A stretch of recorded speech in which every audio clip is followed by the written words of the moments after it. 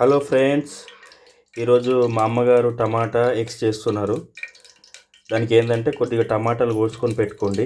తర్వాత వెల్లుల్లి అండ్ అలాగే కొద్దిగా కొత్తిమీర అండ్ మెంతికూర. ఎందుకంటే ఇది టేస్ట్ గురించి అన్నట్టు. అవాయిడ్ చేసుకోవాలనుకుంటే కూడా అవాయిడ్ చేసుకోవచ్చు.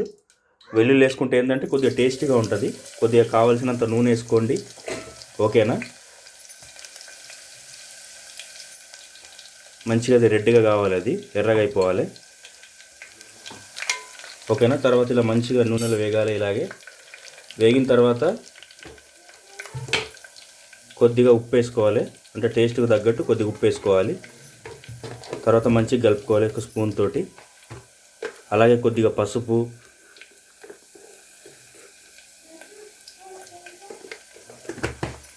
వేసుకొని మంచిగా కలుపుకోవాలి. అది మంచిగా వేగనీయాలి.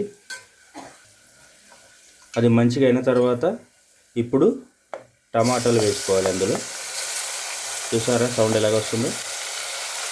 మొత్తం టమాటాలు వేసేసుకోవాలి.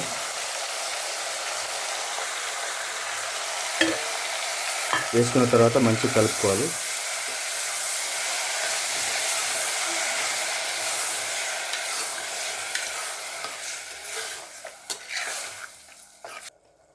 తర్వాత మిర్చి, తగినంత మిర్చి వేసుకొని మంచిగా కలుపుకోవాలి.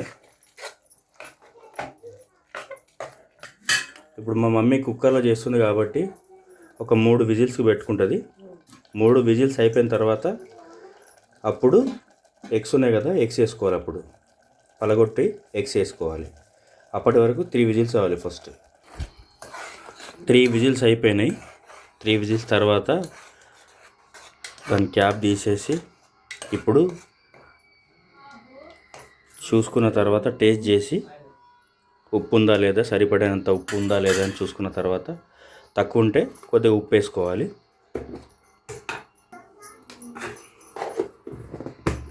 ఉప్పు వేసిన తర్వాత మంచిగా కలుపుకొని తర్వాత ఎగ్స్ క్రాక్ చేసుకొని అందులో ఎగ్స్ వేసుకోవాలి.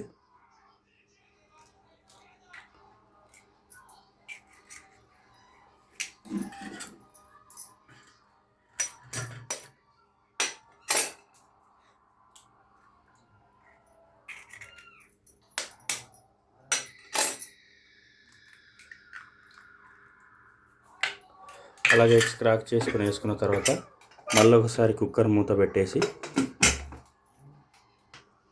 క్యాప్ పెట్టేసుకున్న తర్వాత ఒక 1 విజిల్ పెట్టేసుకుంటే మన టమాటా ఎగ్ కర్రీ రెడీ అయిపోద్ది. ఫస్ట్ 1 విజిల్ అన్నారు కదా అమ్మగారు, టెన్షన్లో 1 విజిల్ అన్నారు. ఫస్ట్ టైం కదా వీడియో చేయడం. 1 విజిల్ అన్నారు. 2 విజిల్స్ అయినాయి. 2 విజిల్ తర్వాత అవి ఎగ్స్ని ఇప్పుడైతే అయిపోయింది. ఇప్పుడైతే ఎగ్ అయితే రెడీ అయిపోయింది. ఎగ్ కర్రీ అయితే, టమాటా ఎగ్ కర్రీ.